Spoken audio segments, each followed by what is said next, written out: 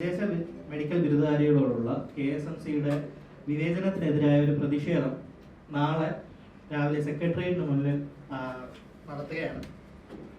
ഞങ്ങൾ എന്തുകൊണ്ട് പ്രതിഷേധിക്കുന്നു എന്ന് പറഞ്ഞു കഴിഞ്ഞാൽ FMG ഡോക്ടർമാരുടെ സർട്ടിഫിക്കറ്റുകൾ വെരിഫൈ ചെയ്യുന്നതിന് കേരള സ്റ്റേറ്റ് മെഡിക്കൽ കൗൺസിലിനെയാണ് നാഷണൽ മെഡിക്കൽ കമ്മീഷൻ ഉത്തരവാദിത്തപ്പെടുത്തിയിരിക്കുന്നത്. NMC പറഞ്ഞിരിക്കുന്നത് പോലത്തെ നിർദ്ദേശപ്രകാരം കോമ്പൻസേഷൻ സർട്ടിഫിക്കറ്റ്, ഇന്റേൺഷിപ്പ് സർട്ടിഫിക്കറ്റ് ഇതെല്ലാം സബ്മിറ്റ് ചെയ്യുന്നവരുടെ സർട്ടിഫിക്കറ്റ്സ് വെരിഫൈ ചെയ്യേണ്ടത് കേരള സ്റ്റേറ്റ് മെഡിക്കൽ കൗൺസിലാണ്.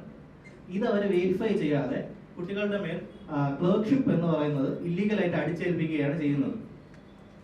പഠനം പൂർത്തിയാക്കിയവർക്ക് 2 വർഷം നീളുന്ന കാലാവധി കഴിഞ്ഞതിന് ശേഷമാണ് അവർ പെർമനന്റ് രജിസ്ട്രേഷൻ ഇഷ്യൂ ചെയ്യുന്നത്.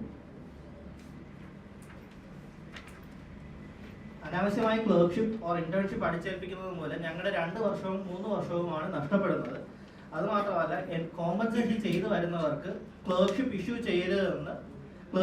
ചെയ്യേണ്ട എന്നുള്ളത് 30/9/2020 പബ്ലിക് നോട്ടീസും 26/4/2022 എന്ന് പറയുന്ന സർക്കുലറും 9/5/2023 സർക്കുലറും 19/6/2024 പബ്ലിക് നോട്ടീസും തന്നെ വ്യക്തമായി പറയുന്നുണ്ട്. അതുമാത്രമല്ല, ഞങ്ങൾ ഇന്റേൺഷിപ്പ് ചെയ്യുന്ന ഞങ്ങൾക്ക് ₹1 പോലും സ്റ്റൈപ്പൻഡ് ഇഷ്യൂ തരുന്നതല്ല. നമ്മൾ എന്ന് പറഞ്ഞാൽ ഞങ്ങൾ അൺപെയ്ഡ് ലേബർ ആണ്. ഈ ഒരു കാലഘട്ടത്തിലും 2-3 വർഷമൊക്കെ ഞങ്ങൾ അൺപെയ്ഡ് ലേബർ ആയിട്ടാണ് ഞങ്ങൾ ഇവിടെ ഉള്ളത്. അതുമാത്രമല്ല, ബാക്കിയുള്ള സംസ്ഥാനങ്ങളിലെല്ലാം രജിസ്ട്രേഷൻ ലഭിച്ചവർക്ക് കേരളത്തിൽ മാത്രം രജിസ്ട്രേഷൻ അവർ നൽകുന്നില്ല, ട്രാൻസ്ഫർ നടക്കുന്നില്ല.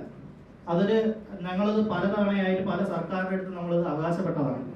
ഇതൊന്നും ഇതുവരെയായിട്ട് ഇതിനൊരു നടപടി ഉണ്ടായിട്ടില്ല.